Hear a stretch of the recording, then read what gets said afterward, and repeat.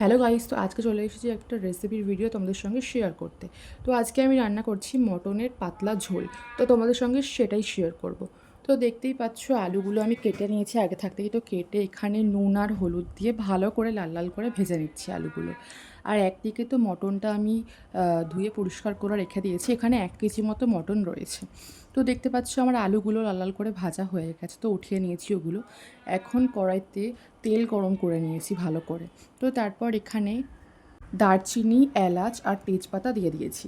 ওটা ভালো করে লাল লাল করে ভাজার পরে ওই তেলের মধ্যেই আগে থাকতেই কুচনো করা পেঁয়াজ দিয়ে দিয়েছি। তারপর নুন দিয়ে ভালো করে নাড়িয়ে নিয়েছি। ততক্ষণ পেঁয়াজটা একটু নরম হয়ে গিয়েছিল। তো এখন দেখো পেঁয়াজটাকে আমি লাল লাল করে ভেজে নিয়েছি। তারপরে ওই তেলের মধ্যেই টমেটো দিয়ে দেবো। তো টমেটো পেঁয়াজটা ভালো করে একদম নরম নরম করে ভেজে নেব। তারপরে পেস্টটার মধ্যে রয়েছে আদা, রসুন আর কাঁচা লঙ্কা একসাথেই পেস্ট করা রয়েছে। তো ওটা তোমরা পরিমাণ মতো দেবে। তো আমিও দিয়ে দিয়েছি 3 চামচ মতো। তো দিয়ে ভালো করে একটু কষিয়ে নিয়েছি। কষানোর পরে ওর মধ্যে হলুদ দিয়ে দিয়েছি, লঙ্কার গুঁড়ো দিয়েছি, দিয়ে ভালো করে মশলাটাকে কষিয়ে নিয়েছি। যতক্ষণ না মশলা থেকে তেল ছাড়বে ততক্ষণ পর্যন্ত কষিয়ে যেতে হবে মশলাটা। তো দেখতে পাচ্ছ মশলাটা আমাদের অলরেডি কষানো কমপ্লিট। তো এখন এর মধ্যে মটনগুলো দিয়ে দেবো এক এক করে। তো মটন দিয়ে মশলার সাথে ভালো করে মটনটা একদম কষিয়ে নিয়েছি।